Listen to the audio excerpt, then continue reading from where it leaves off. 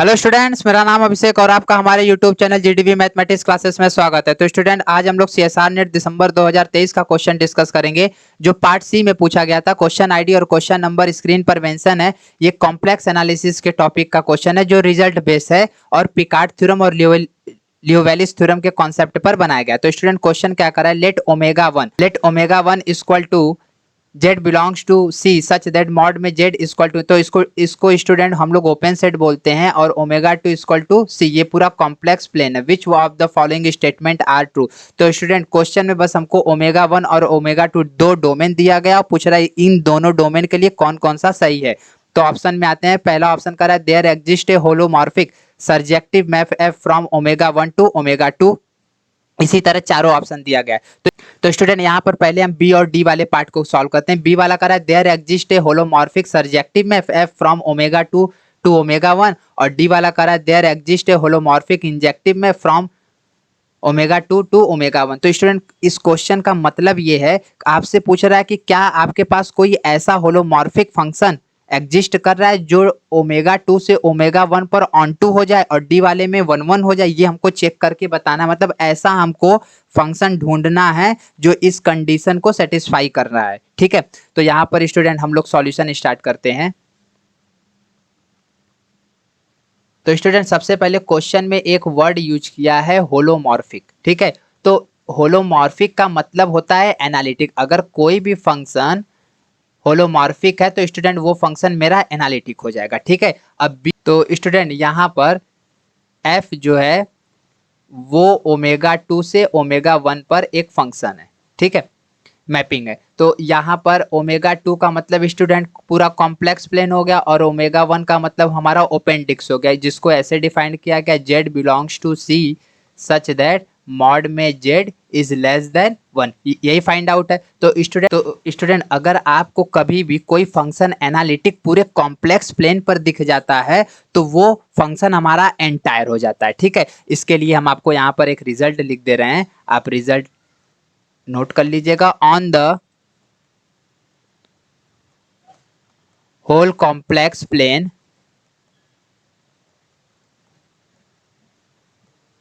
if f is analytic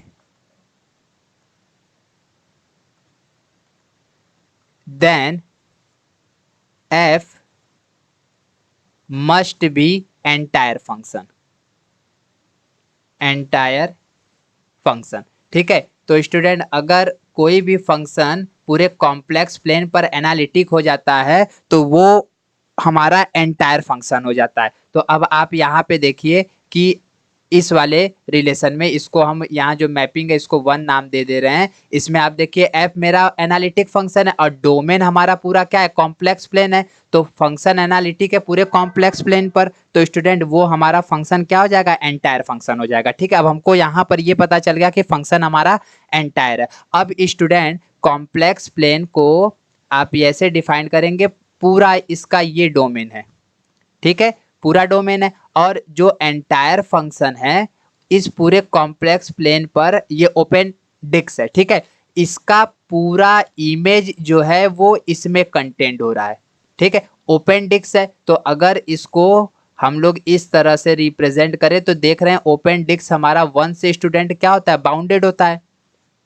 ठीक है, one से क्या हो जाएगा, बाउंडेड हो जाएगा। तो स्टूडेंट यहाँ पे जो एंटायर फंक्शन का रेंज सेट था वो हमको पता चल गया कि बाउंडेड हो गया। तो यहाँ पर बाउंडेड हो गया, तो यहाँ पर स्टूडेंट हमको क्या पता चला कि जो फंक्शन का एफ ऑफ सी था ये हमारा बाउंडेड फंक्शन हो गया। तो स्टूडेंट कभी भी अब आपको पता है कि जब भी कोई फंक्शन बाउंडेड हो जाए, यहाँ शॉर्ट फॉर्म में लिख दे रहे हैं, बाउंडेड हो जाए और वो एंटायर हो तो वो फंक्शन हमारा स्टूडेंट क्या हो जाता है, कांस्टेंट फंक्शन हो जाता है। ये कौन कहता है, ये लियोवेलिस थ्योरम कहता है। ठीक है, उसका स्टेटमेंट यहाँ हम लिख दे रहे हैं, लियोवेलिस थ्योरम का उसका स्टेटमेंट यहाँ लिख दे रहे हैं। Every entire and bounded function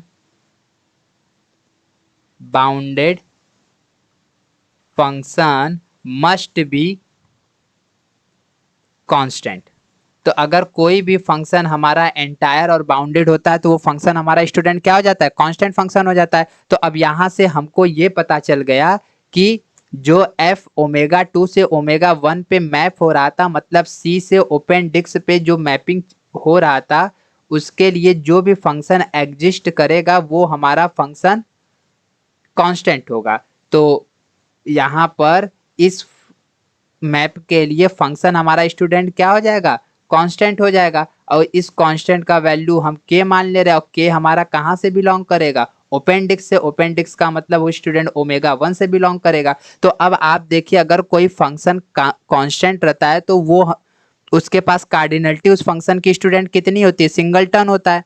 इसका कार्डिनलिटी अगर हम निकालेंगे स्टूडेंट 1 आएगा। लेकिन ओपन डिस्क जो है, ये ओपन डिस्क के पास कितने नंबर ऑफ पॉइंट होते हैं, अनकाउंटेबल। तो स्टूडेंट यहाँ पर अगर हम लोग ओपन डिस्क का ओमेगा 1 का कार्डिनलिटी निकालेंगे तो ये कॉन्टिनम आएगा। तो यहाँ से हमको क्या पता चला कि इसका कोडोमेन जो हो जाएगा वो रेंज के बराबर तो नहीं आया। जब स्टूडेंट अगर कोडोमेन रेंज के बराबर नहीं आता तो ऑन टू फंक्शन का डेफिनेशन क्या कहता है कि जब कोडोमेन रेंज के बराबर होगा तभी कोई फंक्शन ऑन टू कहलाएगा, अगर नहीं हुआ तो वो फंक्शन ऑन टू नहीं कहलाएगा। तो this implies that f has never an onto function. F के पास कभी भी स्टूडेंट हमको ऑन टू फंक्शन नहीं मिलेगा। तो स्टूडेंट यहाँ से हमको ये पता चल गया कि ऑप्शन बी हमारा क्या हो जाएगा स्टूडेंट, यहाँ पर गलत हो जाएगा। ठीक है, और इसी कॉन्सेप्ट को अप्लाई करते हुए हम डी को भी सॉल्व कर ले रहे हैं।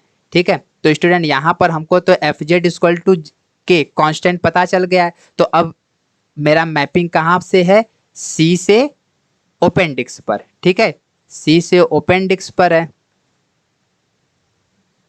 तो अब स्टूडेंट लेट Z1 Z2 हम कॉम्प्लेक्स प्लेन का दो एलिमेंट लेते हैं such that Z1 not equal to Z2। यहाँ पे Z1 Z2 के बराबर नहीं है। अब आप याद करिए कि आपको 1 1 फंक्शन का डेफिनेशन पता है कि अगर Z1 Z2 के बराबर नहीं है और आपने ये प्रूफ करके दिखा दिया f of Z1 f of Z2 के बराबर नहीं है तो ये फंक्शन 1 1 हो जाएगा। अगर इक्वल हो जाएगा तो स्टूडेंट वो 1 1 नहीं होगा। ठीक है, तो यहाँ पर अब हमको पता है कि कांस्टेंट फंक्शन है तो f ऑफ Z1 हमारा k आएगा और f ऑफ Z2 भी स्टूडेंट हमारा क्या क्या आ जाएगा, k आ जाएगा। तो दिस इंप्लाइज दैट हमको यहाँ से पता चल गया कि f ऑफ Z1 और f ऑफ Z2 के क्या हो गया, बराबर हो गया। और यहाँ पे था कि Z1 Z2 के बराबर नहीं है और यहाँ पे बराबर आ गया। तो स्टूडेंट ये पता चल गया कि ये फंक्शन हमारा 1 1 नहीं है। ठीक है, तो यहाँ से स्टूडेंट हमको ये पता चला कि ऑप्शन डी भी हमारा क्या हो जाएगा, ये गलत हो जाएगा। क्या करा था, there exist a holomorphic injective map F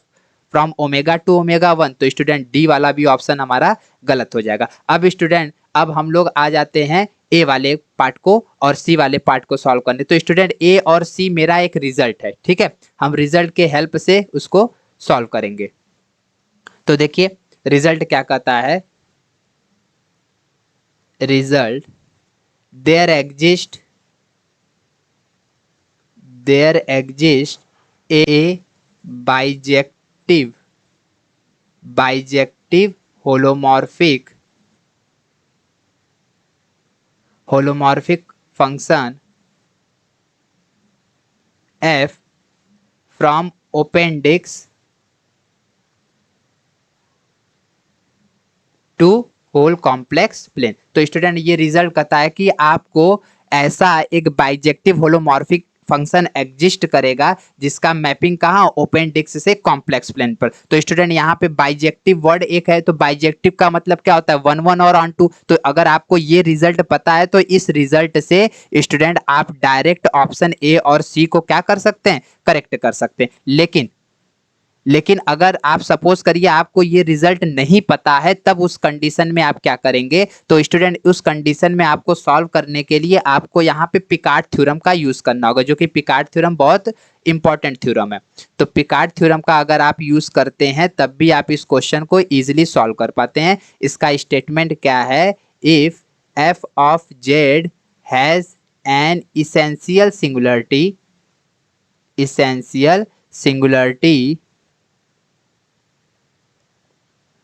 essential singularity at point z naught and if d is a deleted neighborhood, students neighborhood को यहाँ शॉर्ट फॉर्म में लिख दे रहे हैं, of z not, then the range set equal to f of z such that z belongs to D is dense in the whole complex plane। तो student Picard theorem का statement ये है कि अगर हमको कोई भी ऐसा इसेंशियल सिंगुलरिटी फंक्शन मिल जाए जिसके पास एक डिलीटेड नेबरहुड हो, तो उस फंक्शन का रेंज सेट जो रहता है वो पूरे कॉम्प्लेक्स प्लेन में क्या हो जाता है, डेंस हो जाता है। तो स्टूडेंट यहाँ पे डेंस, अगर रेंज सेट जब डेंस हो जाता है तो इसका मतलब क्या होता है कि जो रेंज सेट की कार्डिनलिटी होती है, रेंज सेट का स्टूडेंट जो कार्डिनलिटी होता है वो हमारा पूरा कोडोमेन के क्या हो जाता है, बराबर हो जाता है। और डेफिनेशन ऑन टू फंक्शन का यही ना कहता है कि रेंज सेट अगर कोडोमेन के बराबर हो जाता है तो फंक्शन ऑन टू हो जाता है। तो स्टूडेंट यहाँ पर हम लोग यही इसी पिकार्ड थ्योरम का यूज करेंगे। अब ऐसा हमको एक फंक्शन ढूंढना है जो इस कंडीशन को सेटिस्फाई करे। तो स्टूडेंट आप यहाँ पर f z equal to e के पावर 1/z ले लीजिए। तो यहाँ पर जब student at z equal to 0, जब आप स्टूडेंट 0 पुट करेंगे तो f ऑफ 0 पर इसका वैल्यू कितना हो जाएगा, 1/0, और 1/0 का मतलब e के पावर इन्फिनिटी। स्टूडेंट इस कंडीशन में फंक्शन हमारा इसेंशियल सिंगुलरिटी कहलाता है। ठीक है, तो यहाँ पर जो हमने फंक्शन लिया था वो हमको करेक्ट मिल गया। अगर आपको यहाँ से प्रॉब्लम हो रहा है तो आप इसके लॉरेंट सीरीज से भी इसको चेक कर सकते हैं। तो e के पावर 1/z के पास इसेंशियल सिंगुलरिटी है एट z इक्वल टू 0 पर, तो हमने जो फंक्शन लिया था वो सही लिया था। अब स्टूडेंट जो क्वेश्चन में दिया गया है appendix z belongs to C such that mod में z इक्वल टू 1 से C पर मैप हो रहा है। ठीक है, C पर मैप हो रहा है। तो स्टूडेंट आप अपेंडिक्स में से अगर आप एक पॉइंट को रिमूव कर दे रहे हैं, ये जहां पर इसेंशियल सिंगुलरिटी, ये 0 वाला पॉइंट, ठीक है, इसको अगर आप यहां से रिमूव कर दे रहे हैं तो बाकी बचे हुए पॉइंट का e के पावर z फंक्शन पर इसका पूरा इमेज इसके कॉम्प्लेक्स प्लेन पर स्टूडेंट हो जाता है, ये पिकार्ड थ्योरम के हेल्प से। ठीक है, तो स्टूडेंट यहाँ पर इस पूरे पॉइंट का रेंज सेट जो है वो पूरा वोल कॉम्प्लेक्स प्लेन हो जाता है। तो इससे हमको क्या पता चलता है कि this implies that codomain, student codomain हमारा रेंज सेट के क्या हो जाता है, बराबर हो जाता है। तो कोडोमेन हमारा रेंज के बराबर हो जाएगा, तो this implies that f is an onto function. ठीक है स्टूडेंट, f हमारा कैसा फंक्शन हो जाएगा, ऑन टू फंक्शन हो जाएगा। तो स्टूडेंट इस कॉन्सेप्ट से हम ऑप्शन ए को क्या कर देंगे, ट्रू कर देंगे। ठीक है, यहाँ से हमको एक F z equal to e के पावर 1/z मिल गया ना, जिसके हेल्प से ए हमारा ट्रू हो गया। अब सी के लिए 1 1 चेक करना है। तो स्टूडेंट आप यहाँ पर सी वाले पार्ट को सॉल्व करने के लिए जो फंक्शन है appendix z belongs to C such that mod में z इज लेस देन 1 से C पर मैप हो रहा है, इसके लिए आप यहाँ पे जो फंक्शन चॉइस करेंगे ये f z equal to z. Student ये होलोमॉर्फिक फंक्शन होता है। अब आप डोमेन में से 2 पॉइंट चॉइस कर लीजिए, z1 z2 जो C से बिलोंग कर रहा है। ठीक है, z1 not equal to z2 यहाँ पर लेके चले, 1 1 हमको प्रूफ करना है, तो 1 1 का डेफिनेशन। ठीक है, तो यहाँ पर स्टूडेंट जब आप f ऑफ z1 करेंगे तो इसका value z1 and f of z2 जब करेंगे तो इसका वैल्यू z2 आ जाएगा। तो स्टूडेंट आपको यहाँ से क्या पता चला कि f ऑफ z1 जो है f ऑफ z2 के बराबर नहीं है। तो यहाँ पर आपने z1 not equal to z2 लिया था और आपको यहाँ पे मिल गया कि z1 f ऑफ z2 के बराबर नहीं है। तो स्टूडेंट यहाँ से ये पता चल गया कि f is an onto function, f is an 1 1 function. तो स्टूडेंट आपने 1 1 फंक्शन को प्रूफ करने के लिए आपने f z equal to z ढूंढ लिया और दूसरे वाले पार्ट को सॉल्व करने के लिए F z equal to e के पावर 1/z आपने ढूंढ लिया। तो आपको दोनों फंक्शन एग्जिस्ट कर गया। ठीक है, तो स्टूडेंट यहाँ पर हमको 2 फंक्शन मिल गए जो एक ए और सी को सेटिस्फाई करा गया। तो स्टूडेंट इस क्वेश्चन का ऑप्शन ए और सी हमारा क्या हो गया, ट्रू होगा। अगर स्टूडेंट आपको हमारे वीडियो का सॉल्यूशन अच्छा लगा तो प्लीज आप अपने दोस्तों को शेयर करिएगा। Thank you student for watching my video.